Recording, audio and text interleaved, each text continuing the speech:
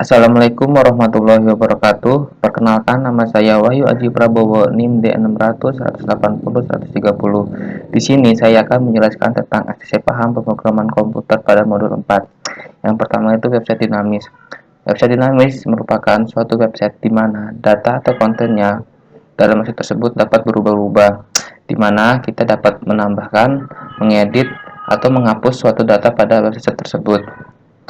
Yang kedua yaitu database. Database merupakan kumpulan data yang disimpan secara sistematis dalam komputer yang dapat diolah atau dimanipulasi menggunakan software, program aplikasi untuk menghasilkan informasi. Nah, kita juga dapat menghubungkan database dengan file Django yang kita buat menggunakan migration.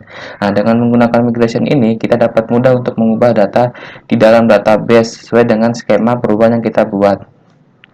Ketiga yaitu penjelasan proses data. Pada program yang saya buat akan menampilkan sebuah tabel data purchasing, di mana dari tabel tersebut merupakan database purchasing yang telah saya buat. Untuk membuat tabel tersebut, kita menggunakan scripted table. Lalu untuk membuat header table, kita menggunakan tph. Dan untuk isi dari tabel tersebut, saya memanggil dari database menggunakan script purchasing.object.r, yaitu yang berfungsi untuk memanggil semua objek dari database purchasing. Lalu itu ada proses penambahan data. Proses ini digunakan untuk menambahkan data pada database, di mana pada proses penambahan data ini kita menginput data pada sebuah form.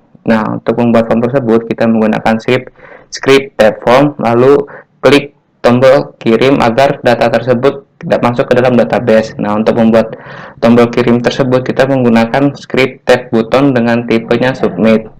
Selanjutnya itu ada proses penghapusan data, yaitu proses yang digunakan untuk menghapus data pada database berdasarkan ID-nya, di mana kita bisa menggunakan script delete untuk menghapusnya. Dan terakhir yaitu proses edit data, di mana kita dapat mengedit data yang telah kita input.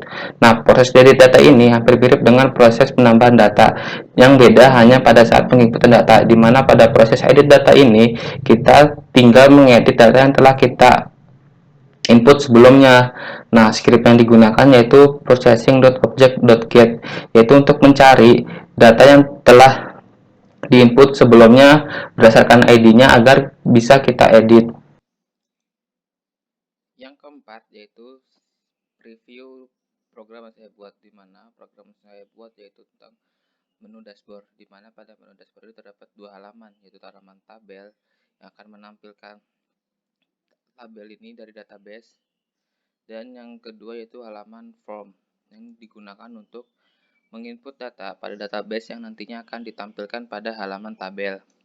Nah, pada halaman tabel ini terdapat dua submenu, yaitu sub purchasing yang akan menampilkan tabel data purchasing dan submenu produksi yang akan menampilkan tabel data produksi.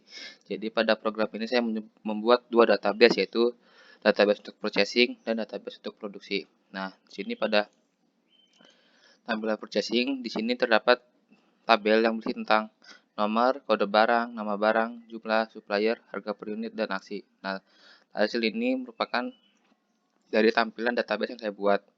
Nah, pada halaman tabel ini terdapat tombol tambah data yang digunakan untuk menambahkan data pada database. Contohnya seperti ini. Sini kita masukkan kode barangnya A035, nama barangnya Acer, jumlahnya 35, suppliernya PT Asia Parts United. Nah, harga per unitnya kita harga misalnya 7.200.000. Nah, di sini ada dua tombol, yaitu kirim dan kembali, di mana tombol kirim ini nanti akan mengirim inputan data yang kita input tadi ini kepada halaman tabel. Sedangkan tombol kembali ini digunakan untuk kembali ke halaman tabel. Kita kirim saja ini contohnya.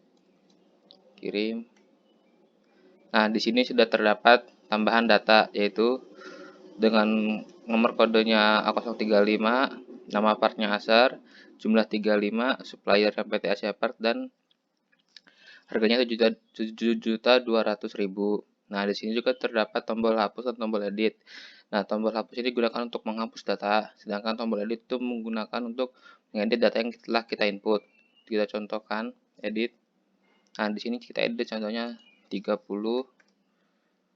dan harganya 6.200.000. Nah, langsung di sini berubah jumlahnya dan harganya. Nah, selanjutnya kita coba untuk tombol hapus. Kita klik hapus. Nah, data yang tadi kita input itu sudah dihapus. Sekian program yang saya buat pada praktikum kali ini. Mohon maaf apabila ada kesalahan. Wassalamualaikum warahmatullahi wabarakatuh.